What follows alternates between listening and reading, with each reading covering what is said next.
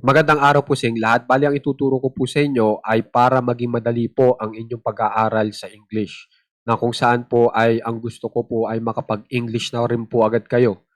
Okay? Tapos, yung lagi nyo pang magagamit. Okay? At ang kinagandahan pa po nito kasi, yung pagta-translate nyo ng inyong Tagalog na mensahe patungong English ay may bibigyan nyo ng eksaktong-eksakto. Okay? Ang ibig ko lang sabihin, yung ideya mo sa Tagalog, may bibigay mo ng eksaktong-eksakto pag in-English mo na. Okay? At saka, malalaman mo rin dito na ang pagta-translate ng Tagalog patungong English ay hindi po saktuhan sa salita. Pag 3 salita, dapat 3 rin po yung sa English. Mali po yun. So, yan yung mga matututunan nyo po dito sa ating lesson. Kaya sana po, tapusin nyo. Napakadali lang po nito. Kasi po, ito po ay binubuo lamang po ng 2 salita at yung mga nanonood nga po sa atin lagi-lagi tiyak alam na po yung sinasabi ko. Iniiba-iba ko lang po yung mga salitang ginagamit para mas dumami pa po yung kaalaman nila sa pag-i-English gamit lamang po ang 2 salita. So ipinagpapatuloy ko lang po. Kaya sana tapusin niyo po para humusay po agad kayo sa English. Okay? So ito po yung sinasabi ko. Katulad po nito, mag-aral ka ng mabuti. 'Di ba? Ang daming salita niyan. Pero pag in English, study well. Magmaneho ka ng maingat. Drive safely. Suriin mo uli. Check again. Makinig ka ng mabuti. Listen carefully. Lagi natin naririnig yan sa eskwelahan, di ba?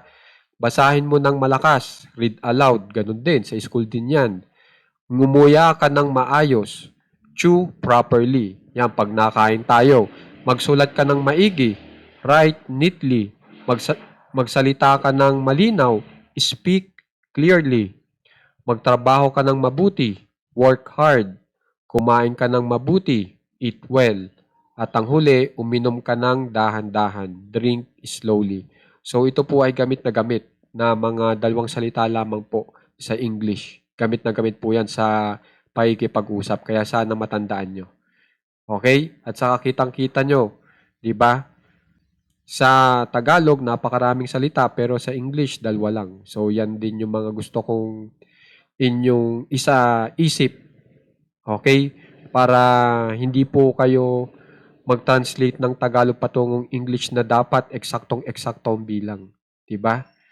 So, sana makiki-kolekta po nito at saka yung mga nakaraang mga videos natin kasi 2 salita rin po yun at makakapag-English na po kayo. Napakarami ko na pong nagagawa. Kaya sana po, kolektahin nyo para talagang humusay po agad kayo sa English. Okay?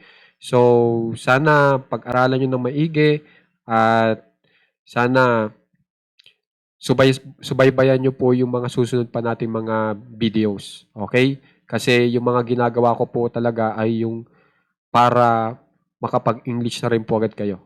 Kahit pa po kayo baguhan pa lamang. Okay po? At gusto ko nga pala po magpasalamat doon sa mga nagsasubscribe po sa ating page para makapagbigay ng tulong. Maraming salamat po talaga. God bless po.